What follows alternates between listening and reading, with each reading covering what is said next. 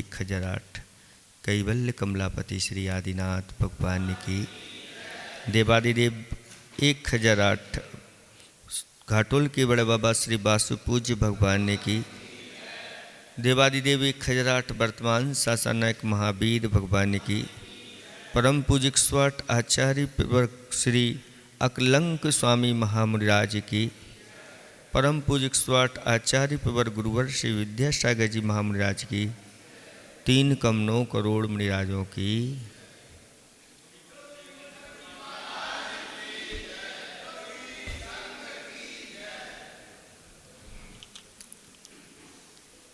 धर्म स्नेही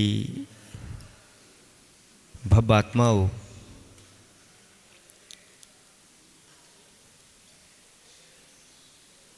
प्रश्नोत्तर रत्नमालिका और एक ही भाव स्तोत्र 2 ग्रंथों की वाचना आप लोगों ने अच्छी तरह से सुनी। अब ये तीसरा ग्रंथ जो अपने आप में आध्यात्मिक ग्रंथ माना जाता है, लेकिन उस आध्यात्मिक ग्रंथ को समझने के लिए न्याय और व्याकरण की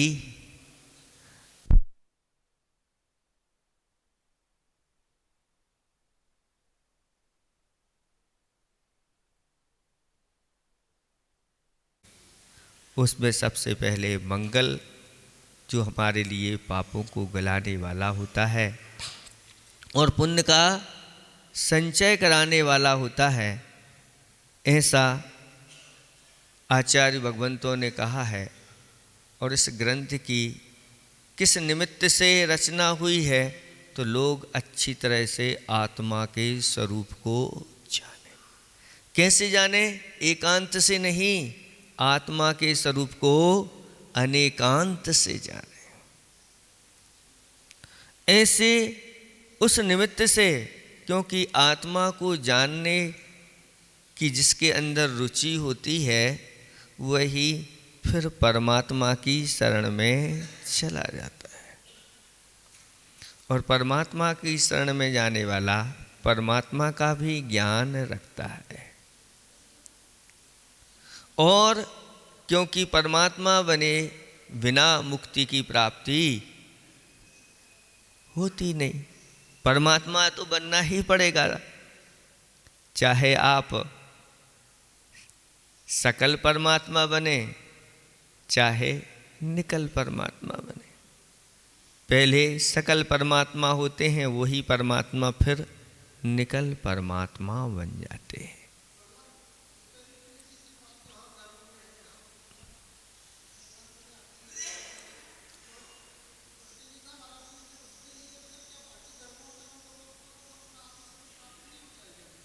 यहाँ पर अनेकांत मय आत्मा का स्वरूप बताया जा रहा है। कहीं भी स्वरूप बताया गया, अगर वह एकांत से बताया गया तो वह सम्यक स्वरूप नहीं होता। और उसको बताने वाले प्रमाणिक होना चाहिए, क्योंकि वक्ता की प्रमाणता से ही शास्त्र की प्रमाणता सिद्ध होती है। वक्ता का लक्षण कैसा होना चाहिए हम आपको पहले बता चुके हैं। वक्ता ने अगर अपने जीवन में उन चीज़ों को उतार लिया है और फिर वह दुनिया के सामने रखता है तो प्रमाणिक माना जाता। उतारा है नहीं और अपनी बात सबसे मनवाने के लिए तैयार है तो फिर कोई मानने को तैयार नहीं होता। और इस ग्रंथ का फल यही है हेतु रूप में कि इस ग्रंथ का अध्ययन करने से व्यक्ति अपने आत्मा और परमात्मा अथवा वस्तु के जो स्वरूप है उसका अच्छी तरह से वह श्रद्धा और ज्ञान के साथ साथ वह उन फलों को प्राप्त कर लेता है। स्वर्ग और मोक्ष आदि के फलों को प्राप्त करता है। इस छोटे से ग्रंथ के माध्यम से। तो मंगल निमित्त हेतु और प्रमाण,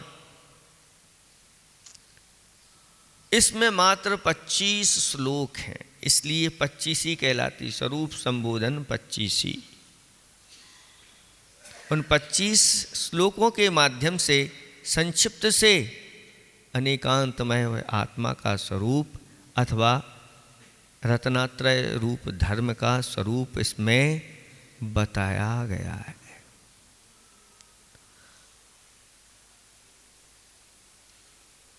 इसके कर्ता कौन है?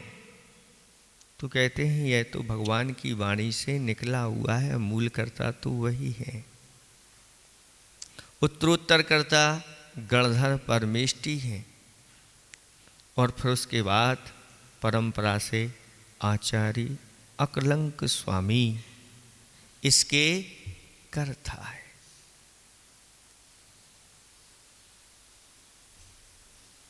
अकलंक स्वामी का तो सब लोगों ने चरित्र सुना होगा, पढ़ा होगा। अकलंक और निकलंक ये दोनों भाई जिन्होंने ऐसे जिनेंद्र भगवान के कुल में जन्म लिया और उस समय जब इनका जन्म हुआ उस समय बौद्ध धर्म बहुत बढ़ चढ़ करके सर्वत्र फैला हुआ था। दोनों भाई बहुत बुद्धि संपन्न थे। अकलंक एक पाठी थे तो निकलंक दो पाठी थे और दोनों के मन में आया कि क्यों ना हम अपने धर्म का अच्छी तरह से प्रचार प्रसार करें। तो उन्होंने अपने जैन ग्रंथों का अध्ययन मनन किया, लेकिन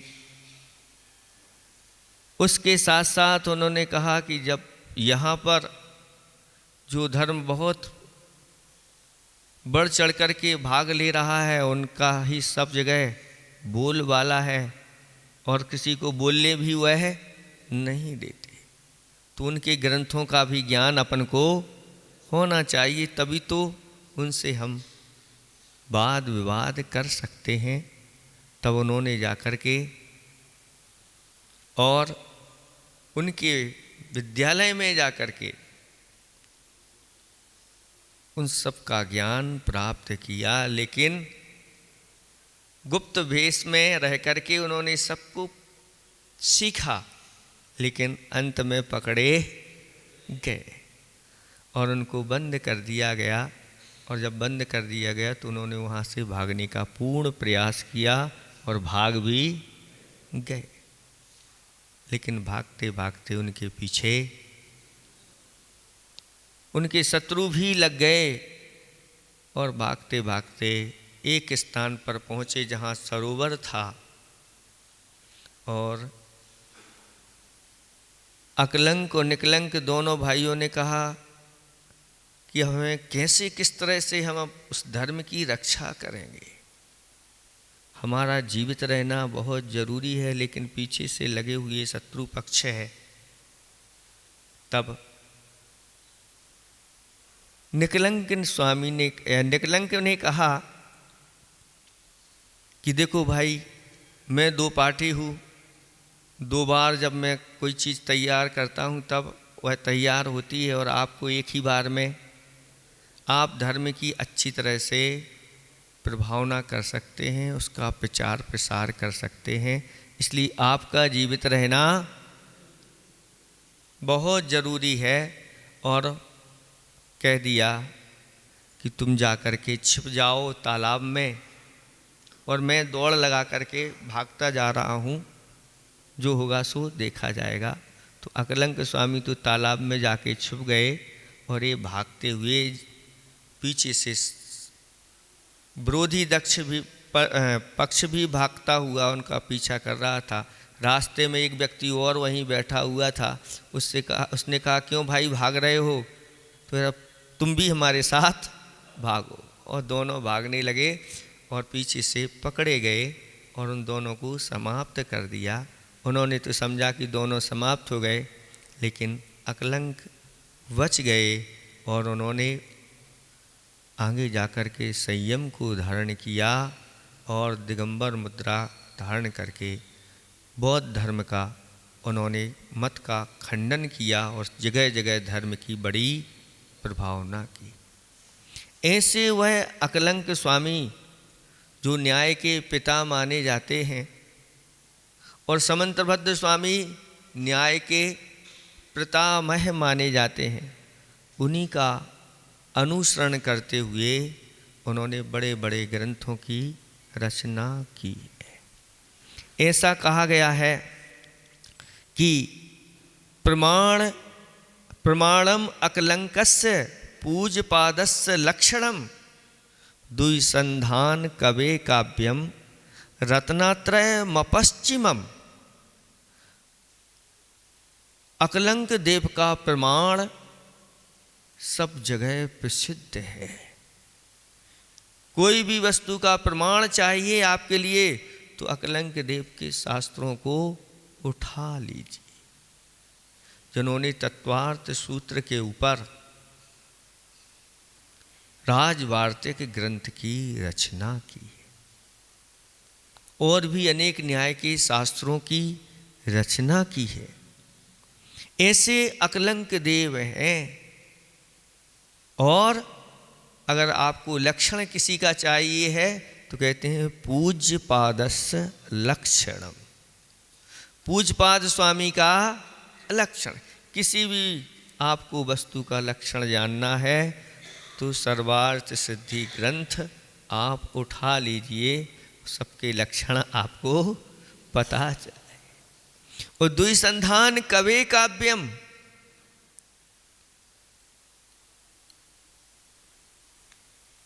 द्विसंधान कवि का काव्य, काव्य की विलक्षणता देखना है तो आप द्विसंधान काव्य को पढ़िए। उसमें आपको ऐसा कवि का अपना जो ज्ञान है, उसके जो लक्षण होते हैं और उसकी कविता के जो लक्षण होते हैं, औज माधुर्य आदि सारी चीज़ें उसमें प्रकट हो जाती हैं। यानी एक ही श्लोक के माध्यम से रामायण और महाभारत एक साथ चलती। उसी श्लोक में रामायण भी चल रही है और उसी में महाभारत। कैसी विलक्षणता होगी उनकी, इधर भी तीर चल रहा है और उधर भी तीर चलाते, और ऐसे इस तरह से उन्होंने बैठाया है, पढ़ने योग्य वह काव्य है। तो ये रत्नत्रयम अपश्चिमम, यानी तीन चीज़ें अभूतपूर्व हैं, बहुत विलक्षण हैं। प्रमाण अकलंक स्वामी का, लक्षण पूज्यपाद स्वामी का, और द्विसंधान काव्य किसका है, कौन से कवि का है?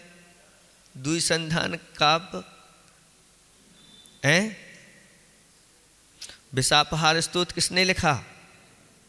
धनंजय कवि का। तो धनंजय कवि का ये द्विसंधान महाकाव्य अपने आप में अपूर्व है। ऐसे अकलंक स्वामी के द्वारा रचित इस शास्त्र का नाम क्या है? स्वरूप संबोधन। द्विसंधान यानी दो लक्ष्य जिसके माध्यम से साधे जा रहे हो। एक ही तीर से कितने निशाने लग रहे हैं? दो निशाने लगना चाहिए। तीर एक है और निशाने दो है विलक्षणता की नहीं? ऐसे ही उसमें एक श्लोक के माध्यम से दो दो ग्रंथ चलते हैं, इसलिए तो इसका नाम क्या है? स्वरूप संबोधन। अभी स्वरूप संबोधन है तो स्वरूप ही जिसका संबोधन है वह स्वरूप संबोधन हो गया। स्व माने होता है अपना, और रूप माने, रूप से यहां क्या लेना, अपना जो स्वभाव है, स्वरूप है, उसका संबोधन। सबके पास अपना अपना स्वरूप है। ऐसी कोई वस्तु नहीं जिसके पास अपना स्वरूप, यानी उसका अपना अस्तित्व स्वरूप के रूप में रहता है, या स्वरूपम संबोधनम, स्वरूप को संबोधन होता है। स्वरूप के लिए संबोधन किया जाएगा यहां, अथवा स्वरूप के द्वारा संबोधन होगा। स्वरूप के लिए संबोधन होगा, स्वरूप से संबोधन होगा, क्योंकि ये संबोधन स्वरूप से निकला हुआ है, और स्वरूप का संबोधन होगा। हमारे स्वरूप का भी होगा और आपके स्वरूप का भी, और जितने भी पदार्थ हैं उनके स्वरूप का संबोधन भी इसमें हो जाएगा। और स्वरूप में संबोधन होगा, स्वरूप में लीन होने के लिए संबोधन होगा, और साथ साथ में संबोधन सब तो है ही, तो सबको संबोधन के साथ यह कथन प्रारंभ होने वाला है। 7 विभक्तियां हैं, आप लोगों ने पढ़ी हैं। कर्ता ने कर्म को करण के लिए, करने से के द्वारा, संप्रदान के लिए, अपादान से, संबंध का की के, आधार में पर ऊपर, संबोधन हे भो अरे। बस ये सारी चीजें इन सप्त विभक्तियों के अंतर्गत आ जाती हैं। ऐसे ही आत्मा ने आत्मा को, आत्मा से, आत्मा के लिए, आत्मा से, वो से अलग है और ये से अलग है। आत्मा का आत्मा में, हे आत्मन, अच्छी तरह से इसका आप ज्ञान करिए, जानिए। बहुत अच्छी तरह से आपको इसका स्वरूप बताने वाले हैं। तो सबसे पहले मंगलाचरण यहाँ आता है। पहले मंगलाचरण को आप उच्चारण करेंगे। ये कौन से छंद में है? तो कहते हैं श्लोक है, इसमें 8 अक्षर प्रत्येक छंद में पाए जाते हैं। तो इसको उच्चारण करेंगे। मुक्ता मुक्तैक रूपो यः, मुक्ता मुक्तैक रूपो यः, कर्मभिः संविदादिना, कर्मभिः संविदादिना, अक्षयं परमात्मानं, अक्षयं परमात्मानं, ज्ञानमूर्तिं नमामि तं, ज्ञानमूर्तिं नमामि तं, मुक्तामुक्तैकरूपो यः, कर्मभिः संविदादिना, अक्षयं परमात्मानं, ज्ञानमूर्तिं नमामि तं। पढ़ो एक साथ।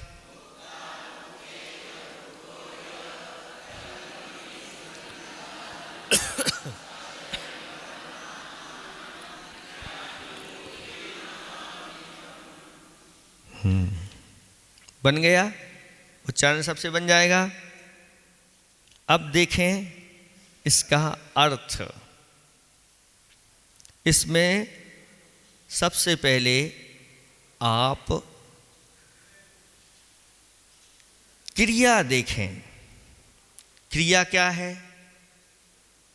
नमामि, नमस्कार करता हूं। बस इसको पकड़ लो, क्या कहा जा रहा है। नमामि यानी नमस्कार करता हूं। यही से मंगलाचरण प्रारंभ हो जाता, हाथ जुड़ जाते हैं, मुख से नमामि निकलता है और सिर झुक जाता है। भीतर से भाव नमस्कार करने का, मन वचन काय पूर्वक मैं नमस्कार करता हूँ, सिर झुका करके, हाथ जोड़ करके अच्छी तरह से। फिर नमस्कार किसको, किसको नमस्कार करता हूँ? तो कहते हैं कि परमात्मानम। सामान्य व्यक्ति को नमस्कार नहीं हो रहा है, परमात्मानम, परम आत्मानम, जो परम आत्माएं हैं उनको मैं नमस्कार। परमा, पर माने होता उत्कृष्ट, मां माने होती है संपदा। ऐसी उत्कृष्ट संपदा को जिन्होंने प्राप्त कर लिया है, ऐसी आत्मा को यहां नमस्कार किया जा रहा है। तो परम संपदा क्या है? तो कहते हैं अनंत चतुष्टय अंतरंग संपदा है, और समोसरण आदि विभूति वह क्या है? उत्कृष्ट बाहरी संपदा है। जिन्होंने अंतरंग और बहिरंग दोनों प्रकार की संपदा को प्राप्त कर लिया है, ऐसे परमात्मा।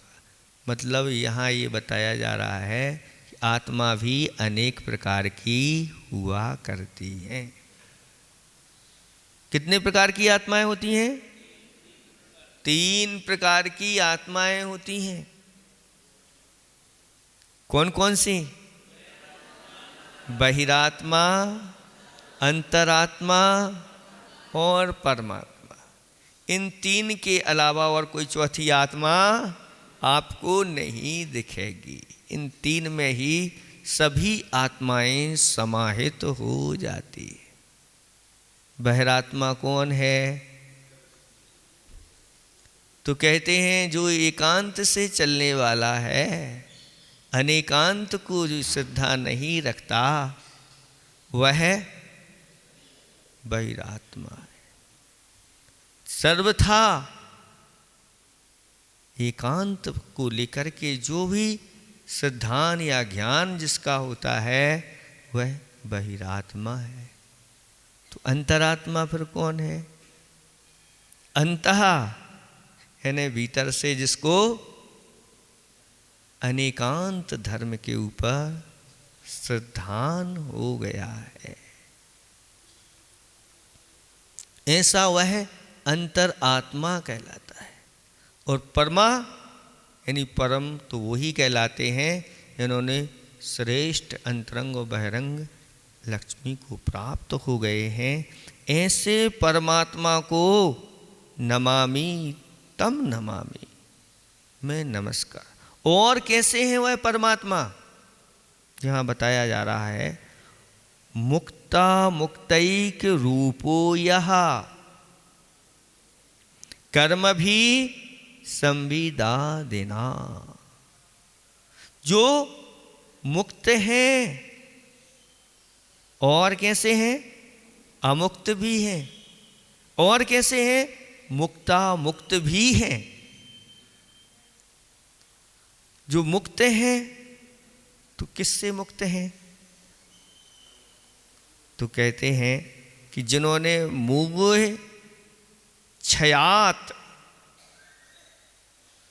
कर्मों से तो मुक्त हैं, लेकिन कर्म भी अनेक प्रकार के हुआ करते हैं।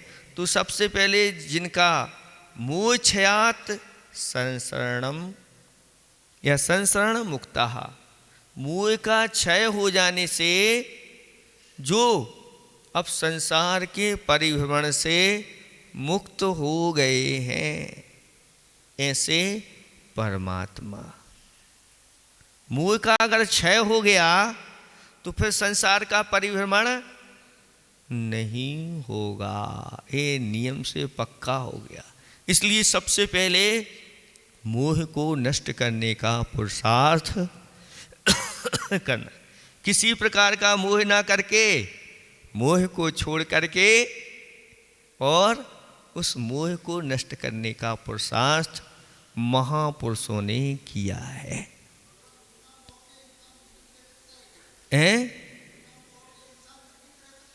बिना मोह के तो भगवान तो बिना मोह के होते हैं, वो कैसे जीवित हैं? संसार में कैसे रहेगा? तो संसार से ही तो पार रहना करना है, पार होना है। मोह होगा तो संसार का परिभ्रमण चलेगा। इसलिए आचार्य भगवंतों ने कहा कि इस मोह को तिलांजलि दीजिए, आप पुरुषार्थ करते चले जाइए। और मोह की 28 प्रकृतियां होती हैं, उन 28 पर आप विजय प्राप्त करिए।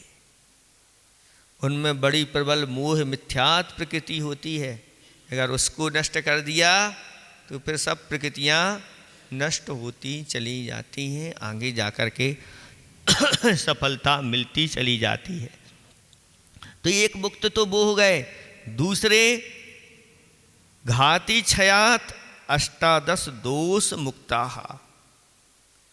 जिनके घातिया कर्म नष्ट हो गए, चारों प्रकार के, ज्ञानावर्णी, दर्शनावर्णी, मोहिनी और अंतर।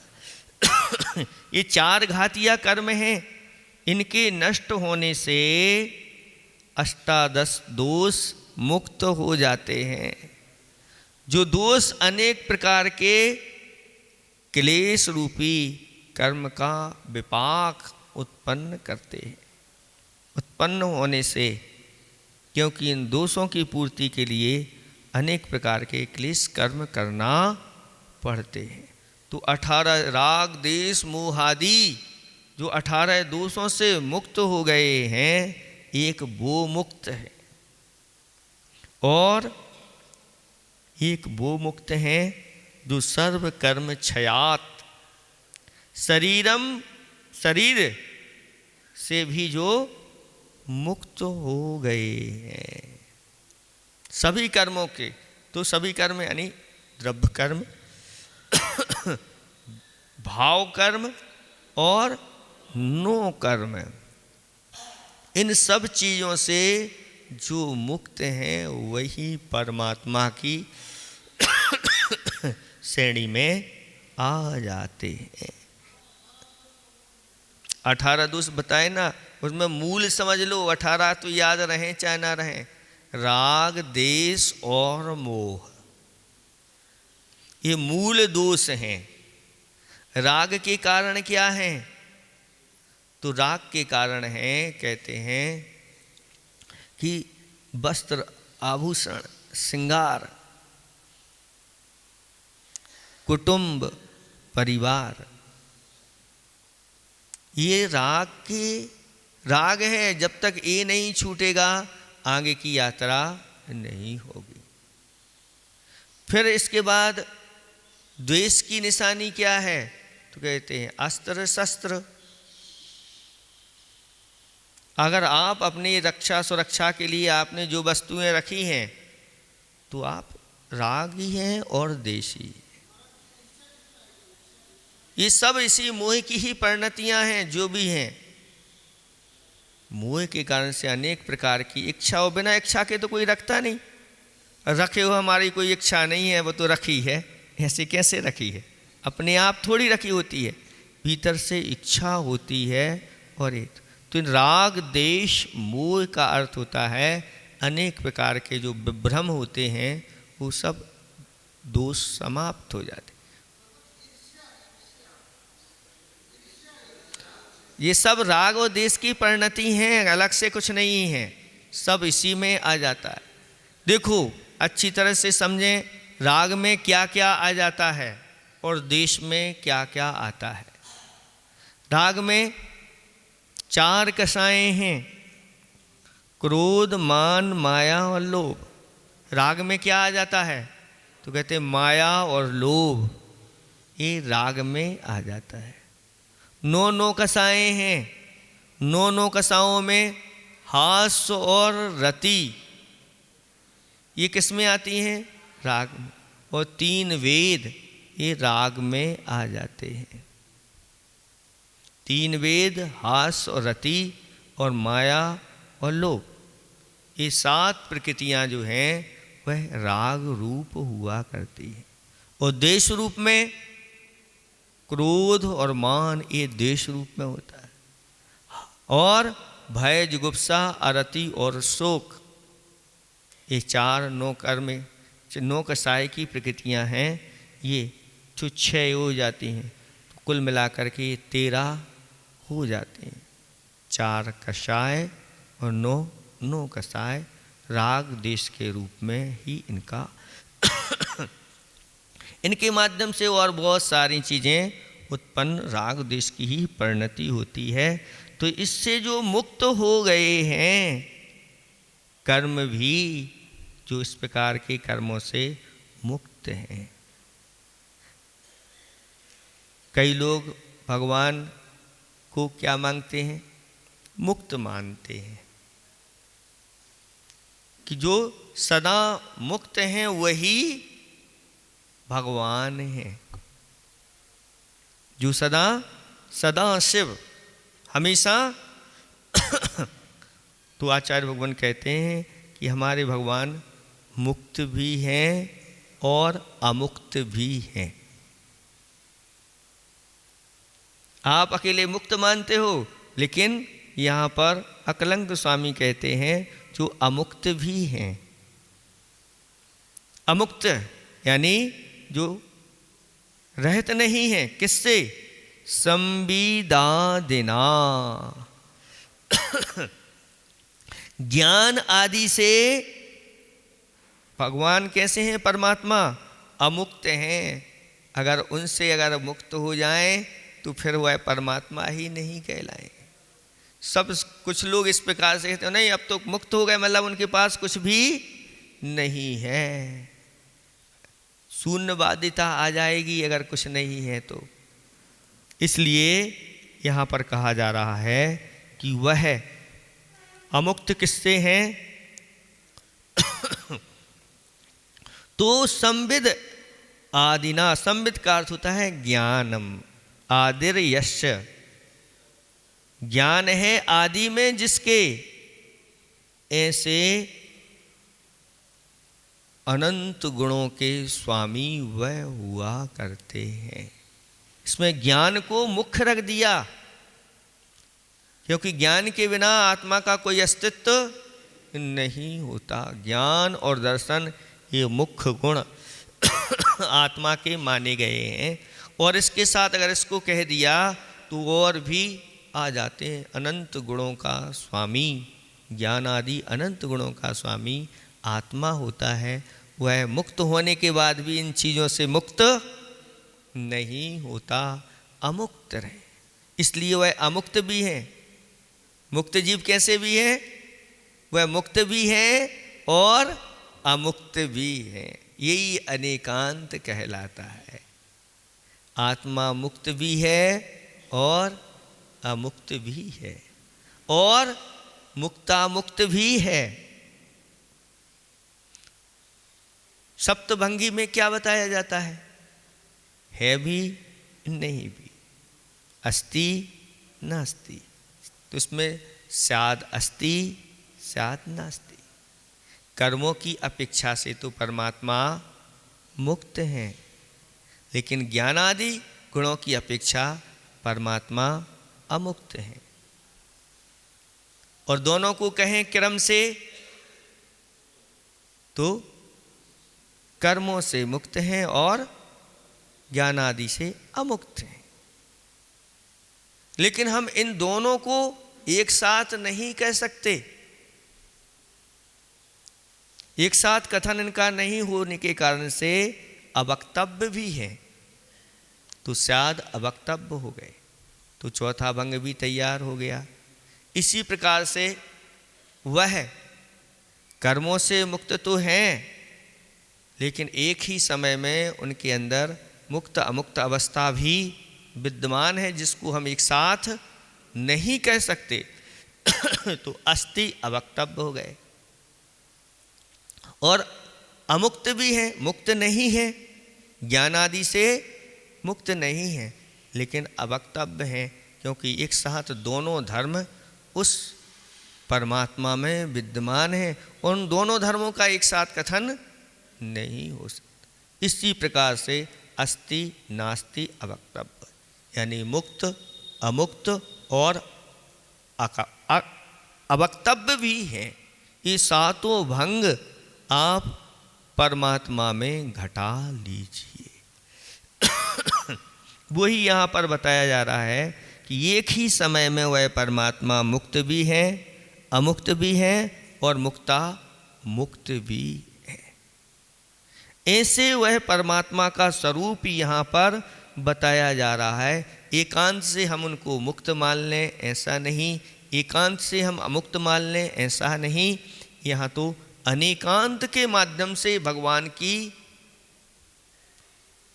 का जो लक्षण है वह बताया जा रहा है कि भगवान कर्मों के द्वारा तो मुक्त हैं और ज्ञान आदि के द्वारा वह अमुक्त हैं, और दोनों की अपेक्षा से मुक्ता मुक्त हैं। ऐसे भगवान हैं जिनके पूर्ण हैं।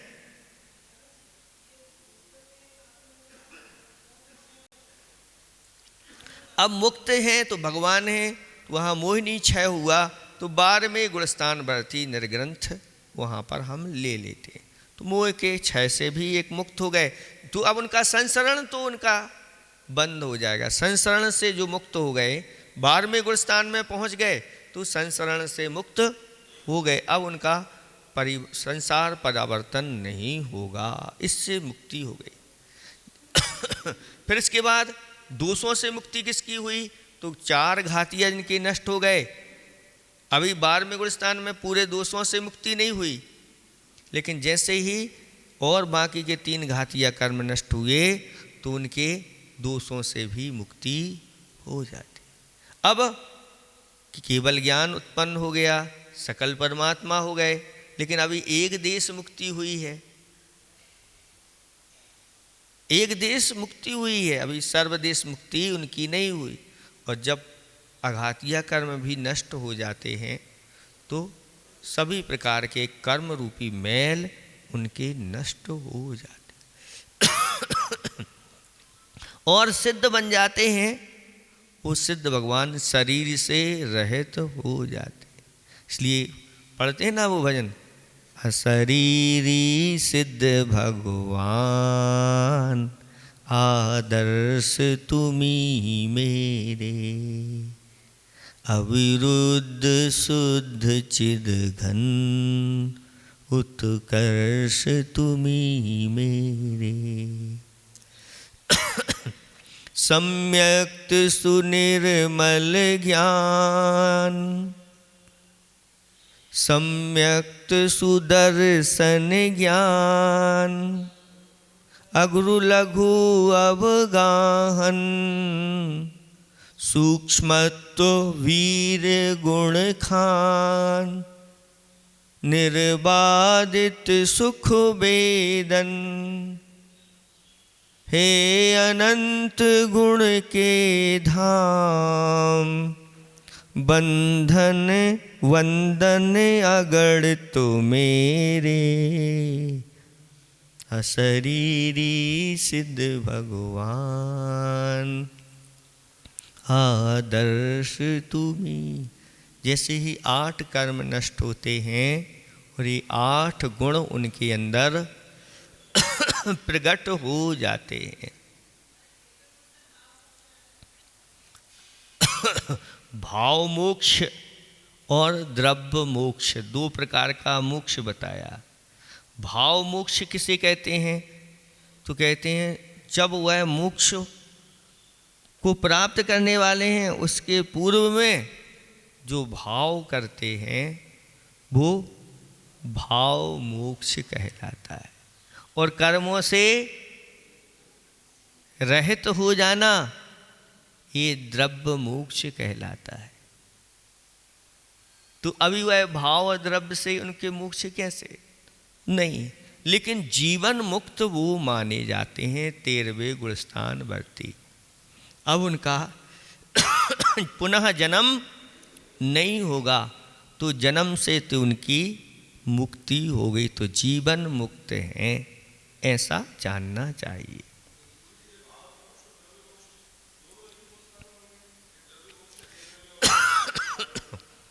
भाव द्रव्य से मुक्ति पाने के लिए जो भाव किए जाते हैं, अंतिम परिणाम 14वें गुणस्थान में मुक्ति पाने के लिए जो होते हैं वह भाव कहलाते हैं, भाव मोक्ष। और उसी समय में कर्म भी नष्ट हो जाते हैं और उनको द्रव्य मोक्ष इस प्रकार से कहा गया।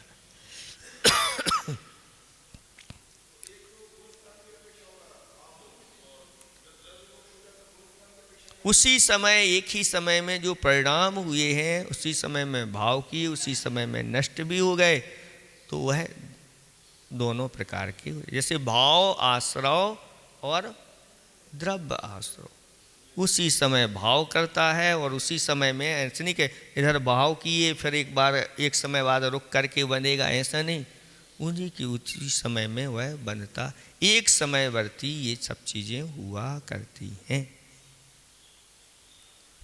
इधर भाव नहीं हुई वही बंधना प्रारंभ हो जाता है। तो इस प्रकार से यहाँ पर बताया जा रहा है परमात्मा का स्वरूप। यहाँ तो सामान्य से परमात्मा कह दिया, विशेष रूप से ले लें तो इसमें अरहंत और सिद्ध परमात्मा तो आ ही जाते हैं, ऐसा जानना चाहिए। अब देखें यहाँ पर वह परमात्मा कैसा है? अक्षयम, अक्षय है। अब उनका कभी क्षय नहीं होगा। ज्ञानादि की जो प्राप्ति हो गई है अनंत ज्ञान आदि की, उनका कभी क्षय नहीं। ये छायक गुण प्रकट हो जाते हैं तो उनका कभी भी नाश नहीं होता, हमेशा अविनाशी के रूप में विद्यमान रहते हैं। इनमें भूत और भविष्य आदि घटते नहीं, वो तो सदा विद्यमान रहते हैं। ऐसे अक्षय रूप और ज्ञान मूर्तिम, ज्ञानमयी मूर्ति स्वरूप जो हुआ करते हैं वह ज्ञान मूर्तिम कहलाते हैं। आत्मा का जो लक्षण बताया गया है वह उपयोग लक्षण बताया गया है, और उस उपयोग लक्षण में ज्ञानोपयोग और दर्शनोपयोग, यहाँ ज्ञान की मुख्यता बताई जा रही है कि ज्ञान के माध्यम से फिर आगे की यात्रा प्रारंभ हो जाती। कहा है ना, मोक्ष न आत्म ज्ञान बिन, क्रिया ज्ञान बिन नाही, क्रिया ज्ञान बिन नाही, नहीं ज्ञान विवेक बिना, गुण विवेक के माही, नहीं विवेक जिनमत बिना, जिनमत जिन बिन माही, और मोक्ष मूल निर्मल महा त्रुवन प्रुवर त्रुवन माही। आत्मा के ज्ञान हुए बिना कभी मोक्ष की प्राप्ति नहीं होती। मोक्ष न आत्म ज्ञान में, लेकिन नहीं ज्ञान क्रिया बिना, क्रिया ज्ञान बिना नहीं। क्रिया जो है वह ज्ञान के बिना कोई उसका महत्व नहीं होता। लेकिन क्रिया तो हो रही है, लेकिन नहीं ज्ञान विवेक बिना। ज्ञान तो है लेकिन उसके साथ अगर विवेक नहीं है तो भी आप अपनी यात्रा पूर्ण नहीं कर पाओगे। और विवेक के माध्यम से ही गुण जो होते हैं वह स्थिर रहते हैं। विवेक के अभाव में गुण भी चले जाते। और यह विवेक कहाँ मिलेगा? नहीं विवेक जिनमत बिना। जिनेंद्र भगवान का जो अनेकांत मत है उसमें ही आपको विवेक मिलेगा। क्षीर नीर विवेक, आत्मा और इस शरीर का विवेक आपको मिलेगा तो जिनमत में मिलेगा। क्या छोड़ने योग्य है, क्या क्या ग्रहण करने योग्य है, इसका विवेक आपको जिनमत में मिलेगा। क्या, कब, कहाँ, क्यों, कैसे, कितना आदि आदि इन सब का विवेक आपको जिनमत में। और जिनमत जिन बिन माही, जिनेंद्र भगवान के बिना ये जिनमत नहीं मिलता। इसलिए मोक्ष का मूल अगर कोई है तो वह है जिनेंद्र भगवान, जिन देव हैं। इसलिए सबसे पहले बड़े बड़े आचार्य भगवंत जब भी ग्रंथ की शुरुआत करते हैं तो ऐसे इन जिन के लिए वह बार बार जिन देव के लिए वह नमस्कार करके फिर आगे की यात्रा करते हैं। और वह ज्ञान के जिन देव कैसे हैं? ज्ञान मूर्ति स्वरूप हैं। अब शरीर उनका नहीं है तो ज्ञान ही जिनका शरीर। ज्ञान शरीरी त्रिविध कर्ममल वर्जित सिद्ध महंता, ते हैं निकल अमल परमात्म भोगें सर्म अनंता। ज्ञान ही जिनका शरीर है, इसलिए ज्ञान मूर्ति उनको कर। 3 प्रकार के कर्ममल से रहित है, द्रव्य, भाव और 9 कर्म। इन सब से रहित सिद्ध भगवान होते हैं, जो सिद्ध भगवान निरंतर अपने आत्मिक सुख में लीन हो जाते हैं। ऐसे ज्ञान मूर्ति स्वरूप तम परमात्मानम नमामि।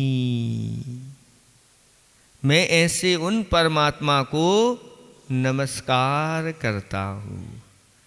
कैसे परमात्मा को नमस्कार करता हूँ?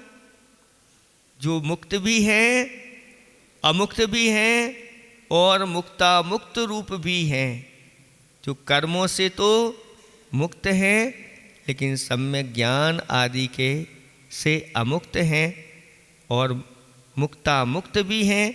ऐसे अक्षयम जो अविनाशी हैं और ज्ञान मूर्तिम ज्ञान स्वरूप है, ज्ञान मूर्ति स्वरूप है। ऐसे परमात्मानम तम परमात्मानम नमामि। मैं ऐसे परमात्मा को नमस्कार करता।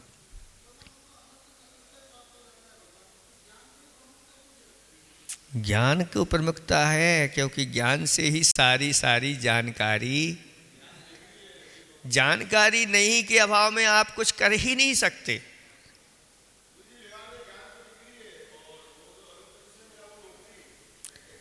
ज्ञान के माध्यम से जब तक हमें पदार्थ का, परमात्मा का, आत्मा का, इन सब का ज्ञान नहीं होगा। स्वयं हम ज्ञानवान तो हैं लेकिन फिर भी हम अनेक प्रकार के अज्ञान में डूबे रहते। ज्ञान तो सबके पास है, एक इंद्रिय से लेकर के पंच इंद्रिय और संसारी जीवों में भी और मुक्त में भी। ज्ञान के बिना यह आत्मा रहता है। लेकिन उस ज्ञान को अगर सम्यक बनाना है तो आपको सम्यक वस्तुओं का ज्ञान तो करना पड़ेगा। और ज्ञान के साथ साथ श्रद्धान होता है तो फिर आगे यात्रा बढ़ती है। और ज्ञान तो हो गया लेकिन श्रद्धान नहीं होता तो कहते फिर समर्पण भी नहीं होता। ज्ञान के साथ सिद्धांत और सिद्धांत के साथ फिर समर्पण की यात्रा प्रारंभ होती है और फिर बढ़ते चले जाते हैं तो हम अपने लक्ष्य को प्राप्त कर लेते हैं, ऐसा जानना चाहिए। इसलिए स्वरूप संबोधन ग्रंथ बहुत लघु काहे ग्रंथ है, लेकिन वह भी कैसा है, गागर में सागर को भरने वाला ग्रंथ है। इसलिए आत्मा के स्वरूप को और परमात्मा के स्वरूप को अच्छी तरह से आप समझ लीजिए, नयों के माध्यम से समझिए, निश्चय नय के माध्यम से समझिए, व्यवहार नय के माध्यम से समझिए। दोनों नए कारी हैं, एक नए कारी नहीं कर पाता। कहा गया है कि जई जिणमयम पवज्य है तो माँ व्यवहार निश्चय मुड़। अगर आप जिन मत में अच्छी तरह से प्रवेश चाहते हो तो माँ नहीं छोड़िए। किसको? व्यवहार और निश्चय, इन दोनों को मत छोड़िए, दोनों को अच्छी तरह से पकड़ करके रखिए। एक केण बिना सिद्धई, एक के बिना तो क्या हो जाएगा? सिद्धई यानी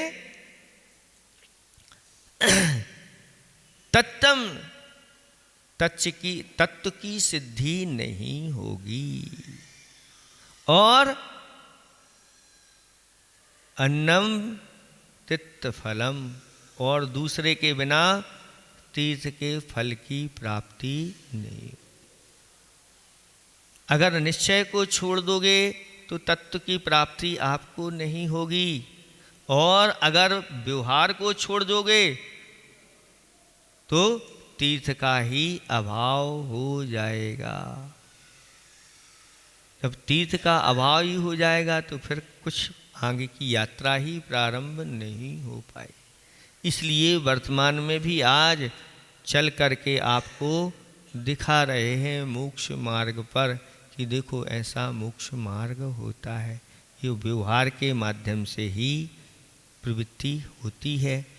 जब निश्चय में पहुंच जाते हैं तो वहाँ तो कुछ दिखाने का काम होता नहीं, निर्वृत्ति रूप हुआ करता है। इसलिए अच्छी तरह से इस स्वरूप को आपको समझना है कि ये स्वरूप हमारे पास है कि दूसरे के पास है, किसके पास क्या स्वरूप है। सबके पास अपना अपना स्वरूप हुआ करता है। इस स्वरूप को ही आगे जा कर के आपको बताया जाएगा। यहाँ तो अभी सबसे पहले परमात्मा के लिए नमस्कार किया है मंगलाचरण के माध्यम से, और अच्छी तरह से इस मंगलाचरण का आप अपने अंदर अर्थ बिठा लो। उस मंगलाचरण को भी कंठस्थ कर लो कि मुक्ता मुक्तैक रूपो यह कर्म भी संविदादिना अक्षयम परमात्मानम ज्ञान मूर्तिम नमामि तम। मैं उन ज्ञान मूर्ति परमात्मा के लिए नमस्कार करता हूँ जो अक्षय हैं और कर्मों से मुक्त हैं और ज्ञान आदि से मुक्त नहीं हैं, और मुक्ता मुक्त दोनों एक ही समय में अवस्था से युक्त हैं। ऐसे उन परमात्मा को मैं नमस्कार करता हूँ। बस समय आपका हो गया। एक भैया आया है, इंदौर से आया है, कुछ आपको अच्छी चीज़ दिखाने के लिए यहाँ पर ला रहा है। उसको बुला लो 5 मिनट के लिए अच्छे से, है ना। आए भैया। और परम पूज्य की आकाश